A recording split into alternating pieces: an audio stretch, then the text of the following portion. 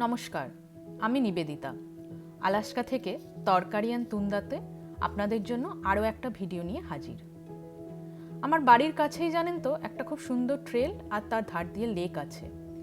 আজ বিকালে একটু হাঁটতে এসেছিলাম এখানে, তাই ভাবলাম একটু গল্প করতে করতে আপনাদের সাথেও এই সুন্দর মুহূর্তটা শেয়ার করে নিই।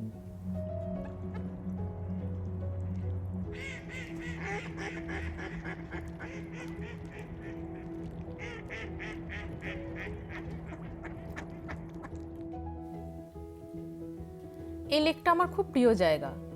সামারে প্রচুর লোক আসে সকাল সন্ধে ওয়াক করতে, বাইকিং করতে, আর আমরাও প্রায়ই চলে আসি টাইম পেলেই।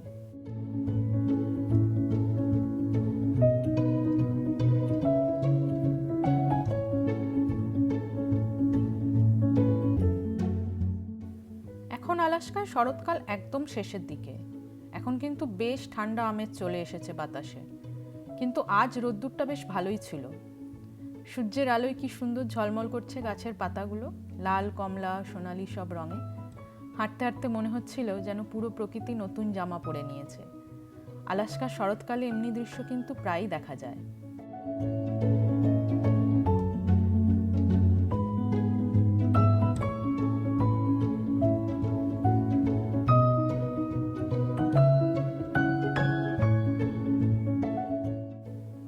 ওদিকে কয়েকটা হাঁস কি সুন্দর সাঁতার কাটছে। এদের দেখলেই মনটা হালকা হয়ে যায়। কত শান্তভাবে ভেসে বেড়াচ্ছে। এরা কিন্তু বছরের একদম ঠিক সময়ে চলে আসে, গরম পড়লেই, আবার সময় ফুরলেই ফিরে যায়। কোথা থেকে যে আসে আর কোথায় যায়, কে যে এদের কানে কানে বলে দেয় সময় হয়ে গেছে, কেউ জানে না। ভারী অদ্ভুত লাগে।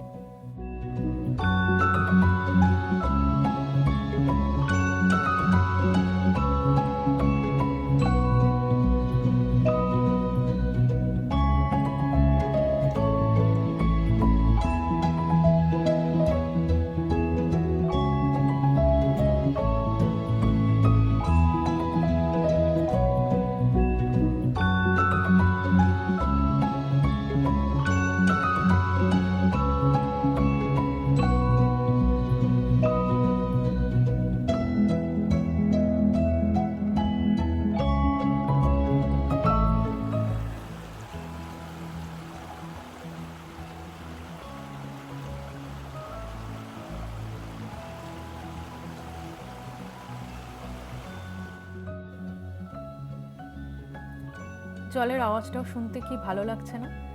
এরকম আওয়াজে সারাদিনের সব ক্লান্তি যেন চলে যায়।